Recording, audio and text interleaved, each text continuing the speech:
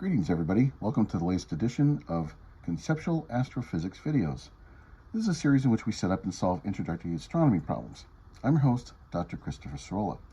Today we're taking a look at something called Centripetal Acceleration, or center-seeking acceleration, and give it a good example of how that might play out in astronomy. So, what is centripetal or central seeking acceleration? What's it good for? What's the purpose of studying this? So to kind of get an idea of what it means, let's take a look at a fairly common occurrence in everyday life, that of riding in a car that's going through a turn. Once we do that, then we'll apply this to the case of the moon in its orbit. So let's do the car first. So what we're imagining here for this idea is you're driving in a car or you're riding in a car. Probably should be riding so you can pay close attention to the acceleration part. And the car is going through a turn. So you can imagine, say, taking a left-hand turn. And if you're doing that, imagine you're in the passenger seat in the front of the car. As the car turns to the left, you feel, it seems to feel at least, a kind of a push to the right.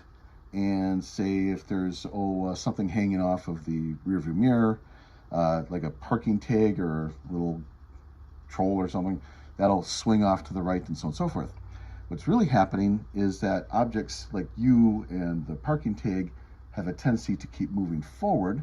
That's called Newton's first law of motion. It's a tendency to keep doing what you're doing. But because the car is turning, that looks like you're being shoved to the side. But as a matter of fact, it's the car that's turning to the left. Now, physiologically, it makes no real difference. You still will, quote unquote, feel a pull or a force that seems to throw you to the right, although there actually isn't a physical force that's doing that. But that you do see that. And so imagine your parking tag, if you're watching that, the parking tag will look like it tilts at an angle during the turn. That's a result of this sort of thing. So it appears, it's an apparent force, but it's still a real force for those of us who experience it, that you feel when you, say, are in a car that's making a turn. Well, let's do a calculation showing how this works, and also then to discuss what it means. So, the formula in general terms for this centripetal acceleration is the speed that you're traveling at squared divided by the radius of the circle that you're turning in. So now we're going to make some simplifying assumptions. One is that we'll keep the speed constant. So during a turn, you're probably aware, especially if you're a driver, that you probably aren't actually turning at a constant speed. Chances are you're actually slowing down for part of it. Then once you hit the apex or middle of your turn, you might start to speed up again. The radius of the curve is somewhat arbitrary in the sense that no one's actually going out to measure this while you're making that turn. So this is a little artificial in those senses, but these numbers still give you a flavor of how this idea works. All right?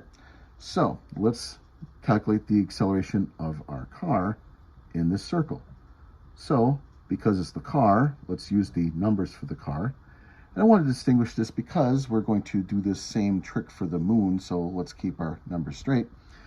And so 7.5 meters per second, which for those who are more imperial or English unit oriented, is just shy of 17 miles per hour. So put that in place, 7.5 meters per second, squared, all right, like that. And the distance is 50 meters. And again, a meter is just a little bit larger than a yard, so it gives you a flavor of how that is. Do this calculation, and we'll round off a little bit. We come up with the answer of about 1.1 meters per second squared. Now, what does that number mean? How large is it compared to, say, other things you experience? Well, the acceleration due to gravity on the surface of the Earth is about 9.8, close to 10. So this is not quite 10 times smaller than that. So it's a gentle acceleration, but as you've probably seen this, and now that you're keyed into looking for it, you'll kind of remember or notice it the next time you're in a car. This is noticeable. It's not something that's going to throw you to the side of the car or hurt you in any way, but you will experience it. You will feel it and see it if you pay attention. So that's an acceleration. Now, let's take this, because we're astronomy here, let's take this to the extreme and talk about the moon in its orbit and calculate that. So first, a few things. We're going to assume, for the purposes of this discussion, that the moon's orbit is a circle. Now, the moon's orbit is definitely not a perfect circle. It's elliptical, but that won't change the general tone of how we're going to approach it. So if we wanted to calculate the centripetal acceleration of the moon a little more carefully, we would take a look into, say, the eccentricity of the moon's orbit and what it's doing at perihelion and aphelion, and there are ways to do that, but they're all going to be details on this overall story. So we'll still get a good feel for what we're trying to do. So that's one thing. So the numbers we're going to calculate are average numbers for the moon. Second, when you look up numbers for the moon about its orbit, they don't give you the speed normally. Usually what the moon's numbers will look like are distances from the Earth to the moon and the moon's orbital period. So we have distance to the moon right there and the moon's orbital period. Now, capital T here is representing the period or amount of time it takes for the moon to make one orbit in a physics sort of sense. So capital T is often used in physics to stand for a period of time. Second thing is, we've been using, or typically use in astronomy, capital P to stand for the orbital period of an object, but I want to reserve that for the sun. So when we say do things with Kepler's third law, capital P for that, and that's expressed in terms of years. And so I want to be a little more general. I want to use units that are talking about, say, seconds and such. And so capital T like that. So that's all that's going on. So with that in mind, how do we get the orbital period of an object like the moon, or the speed of an object like the moon in its orbit, since we are given these facts? Well, speed, by definition, is a change of distance over a change in time. Average speed is. And so we can ask this question: what's the distance the moon will travel in an orbit, and how much time does it take to go through an orbit, right? Well, the distance isn't this number by itself. So if we think about it, the orbit of an object going in a perfect circle is not the radius of the circle, right? That's the radius. The distance we're interested in, if you will, is something we call the circumference. So the distance to travel is 2 pi r, not r itself, right? So there's one thing. Second thing is, while the period is given, so we don't have to worry about learning what the time is, it's not given in the units of seconds that we'd like to for standard units. We have it in terms of days. So we need to do that unit transformation. Let's calculate what it is in terms of seconds. So 27.3 days. And by the way, while I do this, this is the orbital period or sidereal orbital period of the moon. That's how much time it takes the moon to orbit the Earth, not reckoning in the motion of the Earth around the sun, right? Or any other kinds of details like that, because this is the quote-unquote closest to the real orbital period of the moon that you can really talk about. All right, so that's how long it takes for the moon to orbit us.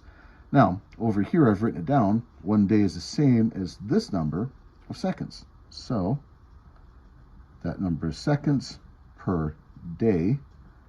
And then, of course, as we're doing this, days cancel days, we're left with seconds for units. And when we come up with that number, 2.36 times 10 to the 6th seconds for the orbital period of the moon, like that. Okay, so now we've calculated the amount of time and expressed it in the seconds for our units. Let's go ahead and talk about our average orbital speed for the moon. So it's the circumference divided by time, or 2 pi r over t, like that. 2 and pi are both numbers, of course. Distance r from us to the moon is this. So 3.84 times 10 to the 8th meters. And 2.36 times 10 to the 6th seconds, a little over 2 million seconds, right? And if we do this, and rounding off a little bit, here's our value for the moon's speed in its orbit, okay? Now, to put this in perspective, that's a little over 2,000, about 2,300 or so miles per hour. By the way, just as an aside, that's kind of an interesting result, 2,300 miles per hour. The moon itself has a diameter of close to 2,000 miles. So roughly, very roughly, the moon moves through 1 moon's worth of distance through space, if you will, around the Earth, mind you, not talking about how the moon is dragged along around the sun. But the moon's orbit around the Earth covers about 1 moon's worth every hour. So that's how fast the moon is traveling. All right, so that's our speed. Now I have a speed to talk about. And of course, I already have a distance for the moon from the Earth right there. I can go ahead and calculate the acceleration, centripetal acceleration, that the moon experiences while it orbits the Earth. Again, just to remind everybody, to emphasize this point, I'm not worried about calculating what the moon is doing compared to the sun. The moon, because it's orbiting the Earth, is dragged along with the Earth, if you will, as the Earth and moon system together orbit the sun. That's a different set of questions which we're not addressing here. Right. So, centripetal acceleration of our good friend and neighbor, the moon, is now the speed, average speed of the moon squared, divided by the distance to the moon, like that. Okay. So we found out it's 1,020, roughly, meters per second, quantity squared. Again, notice how this works. Quantity inside parentheses, then I square it, and that'll help our units turn out the way they're supposed to work, right? So let's make sure we do this carefully. And the distance, again, 3.84 times 10 to the 8th meters. So, as always, my suggestion when doing problems like this is that you, watching the video, pause the video for a moment if need be and work out the calculation yourself. Confirm, first of all, my math is correct, but also to get practice in doing this for yourselves. Right? When we calculate this number, it turns out to be kind of an interesting result. The moon's acceleration in its orbit about the Earth is actually pretty small. Take a look. 0.0027 meters per second squared.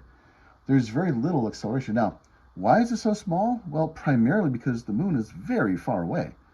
And in other words, the circle, or our approximation of its orbit, is very, very large. Even though the moon is going relatively fast by people's standards, it's also much further away by people's standards. And so the acceleration of the moon in its orbit is very tiny. But also notice it's not zero. So it's not accelerating. It is. So one more thing to say about this before we pass on to the next step. What, again, is centripetal or center-seeking acceleration? What do we mean by center? The acceleration is a vector quantity, turns out, and the direction of acceleration points back towards the Earth. Or, if I want to be very careful about it, points back towards the center of mass of the Earth-Moon system, which, by the way, different video. But so it's kind of pointing, it's at a right angle, if you will. So let's back up to the car example to illustrate what I mean. If you're driving in a car and you're turning towards the left, but you don't actually go left immediately, do you? You take some time to go through a circle. And in fact, if you look very carefully, the direction of the turn and the direction of your speed at any moment while you're turning in a circle, those are at right angles to each other. Okay. So just because the acceleration is pointing back towards the Earth, or again, the center mass of our system, doesn't mean you actually go in that direction.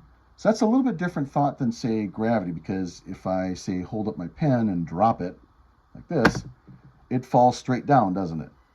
Because of the acceleration due to gravity of the Earth here, right? But this isn't turning. I don't have this with another value of speed that's going through a turn. This is just simply a dropping from rest. So there was no other choice but the pen to drop straight down. But for an object like a car turning in a circle, or for the moon in its orbit, it already has a speed, and that speed or velocity is taking it in a different direction than it would be going if we didn't, say, have the car turning, if we didn't have, say, friction between the tires in a road to make the car turn, or if we didn't have the gravitational pull between the moon and the Earth trying to pull the moon towards the Earth, and so on. So centripetal acceleration, central seeking acceleration doesn't mean center directional motion necessarily. All right, last talk. What about G? And I mentioned this because while we've talked or expressed G for, say, the surface of a planet, that's a special case. So we can talk, and we have done in different videos, calculated the acceleration due to gravity from the Earth acting on, say, my pen, or you and me. And that turns out, of course, to be 9.8 meters per second squared, so on and so forth. But that's just because we're on the surface of the Earth itself. We could still do the calculation for other locations. If we want to go off into space a little bit, we could say, calculate what little g is for the astronauts on the space station, for example, and so on like that. Or for satellites up in orbit, like, say, the synchronous satellites that broadcast, say, satellite signals to your TV, something like that. Let's do this for the moon.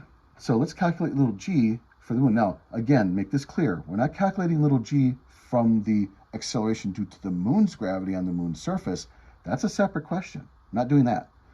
What we're doing is calculating little g from the Earth at the moon's position. So let's go ahead and try that and see what happens. So the formula for little g looks like this for that special case, or this kind of general case, I really should say. There's capital G, which is our gravitational constant, mass of the object that's involved in making the gravity, which is Earth here, and then the distance from that object to the point of interest, which is from the Earth to the moon.